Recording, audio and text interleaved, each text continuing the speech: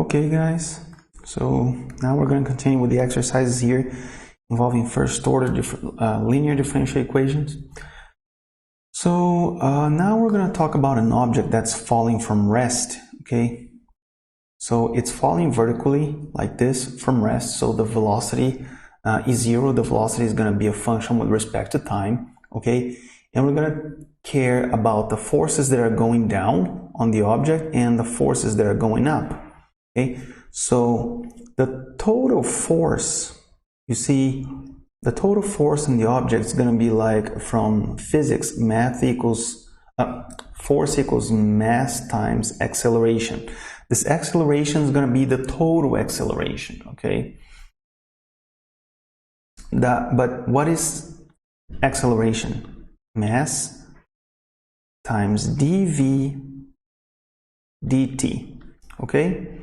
This is going to be equals to the force of gravity, which is mass times the gravity, okay, minus the force of drag. And the force of drag is proportional to the velocity. So we're going to say that's kv, okay?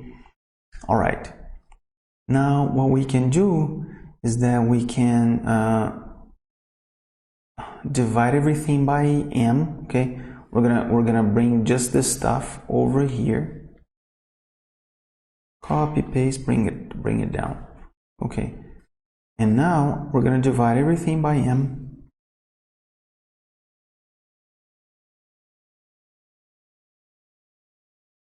And you can see that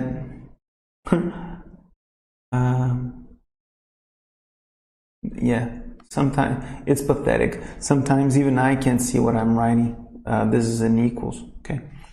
So you're gonna have v complement, right? Well, in this case, I'm not gonna do that. dv dt equals, not equals, plus k divided by mv equals g. So this is in the right order. You can see that this is gonna be the p of x, which is p of t. This is gonna be the q of t, and the coefficient here of dv dt is 1. So it's in the right order. So we could do u of t is going to be e to the integral of this, right, of k divided by m dt, which is just going to be kt divided by m. Yes, we can do that, but you see, this k right here is something that is proportional with some kind of constant related to the drag. Of course, if you have a piece of paper that's cutting through the air vertically, the k is going to be a lot less.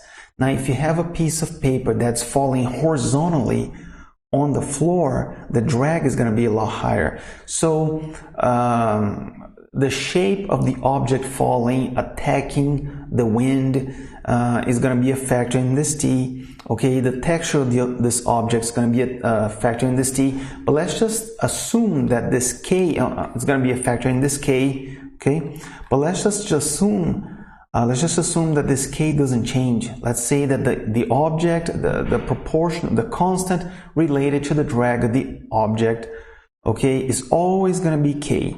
This k here is not changing. And the mass of the object is also not changing. So k divided by m is a constant. We can say that that's what the book is suggesting, that you can say that k divided by m equals b. You can just put that as a b, okay? Therefore, we know that dv dt plus, you know what we can do? I can already do that in here, equals g minus bv, okay? And then what I can do is to separate the variables, right? This t is over here, I can bring it here. So the dt I'm putting on one side, dv I'm leaving on the other side. So I'm gonna do that, okay? And then g minus bv is related to v, so I'm just gonna get this thing here, and I'm going to bring it down, dividing this thing here. Okay, hold on. I'm gonna bring it down. This equals, I'm gonna put it more over here. dt, I'm gonna leave here. And it's dividing, right? It's dividing like that. Okay. So what we can do now is, I'm gonna do this. Erase this here. So it's going to be g, blah, blah, blah. Okay, so dv in the integral, so it's going to be the ln of g minus bv divided, we're integrating with respect to v, okay? So what is the derivative of this function with respect to v? It's just going to be, hold on. It's going to be minus b, okay? The derivative of this with respect to v is just going to be minus b. So we divide that by minus b. So minus 1 divided by b times this equals, and it's just going to be t plus c1, right? We're doing that. Okay, so if I drag this, if I multiply everything to the minus b, I can just make this thing here disappear. And then there's going to be a minus b multiplying here. So I'm going to do that. This c1, I'm going to drag it more. There's going to be a minus b in there. So hold on. Minus b, this minus b times that. Now b is a constant, okay? It's k divided by m times c1. That's another constant, but we can do it even better. You see, e elevated to this is always going to be equal to this stuff, so this is positive, right? So we can say g minus bv is going to be equal to e to the minus bt minus, right, minus bc1, which is the same thing as doing like times e to the minus bc1. Now c1 is a constant, b is a constant, e is a constant, so this whole thing here is a constant, right? So we're going to do this. We're going to put a big C here and erase this stuff. All right. Okay. So you have G minus BV equals C to the E minus BT. Now let's see, guys.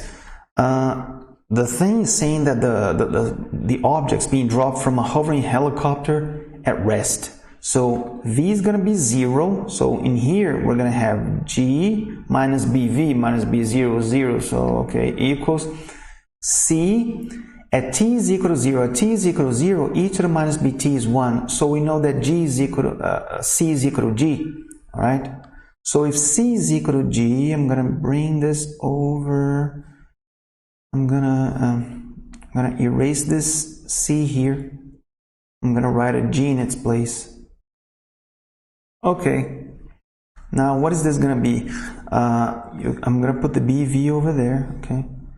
So I can say that BV equals G minus G to the E to the minus BT. Okay. Which equals, okay, G. So, well, yeah, I'm just going to do it like that. V equals, I'm factoring out the G, so G1 minus E to the minus BT, this whole thing divided by B. All right? Okay. Now, what is B? B is K divided by M. So if you're dividing by B, you're multiplying by M divided by K. So I'm going to put an M here and a K here, and I'm going to erase this B. Okay? What about this B here? Well, B is K divided by M. So this is going to be equal to, I'm going to drag this over, erase this one. I'm going to drag this, well, yeah, I'm just going to erase this b here. Instead of being a b, it's going to be minus k t divided by m. I'm going to have to do it again. Drag it over. Put an m here, m. Okay. So there you go. All right. The final velocity v is actually a function of t. Okay, it's mg divided by k times 1 minus e to the minus ktm. All right. Now here's the thing, guys. T is equal to 0.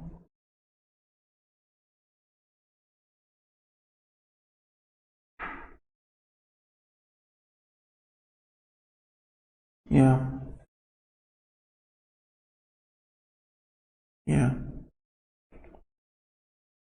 That's it.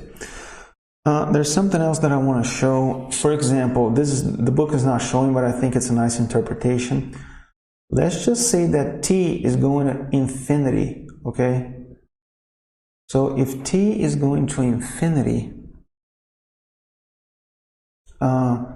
this is like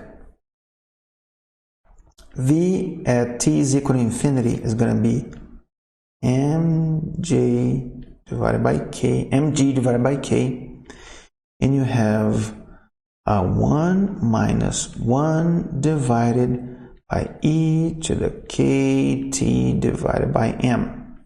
Okay, I'll put that. All right, so as t goes to infinity, this term in here goes to infinity, and this goes to 0. That means that the final velocity, the terminal velocity, is going to be mg divided by k. Now, does this make sense? Yes. The higher the mass of the object, the more force. The higher the gravity, the higher the force. And the higher the constant of drag, the less the force. Okay? So, in the end, this is what you're going to have, mg divided by k. All right? The terminal velocity is going to be equal to this. mg is going to be the force of gravity, right? So we can say that at v is equal to 0, the terminal velocity is going to be equal to the force of gravity divided by k.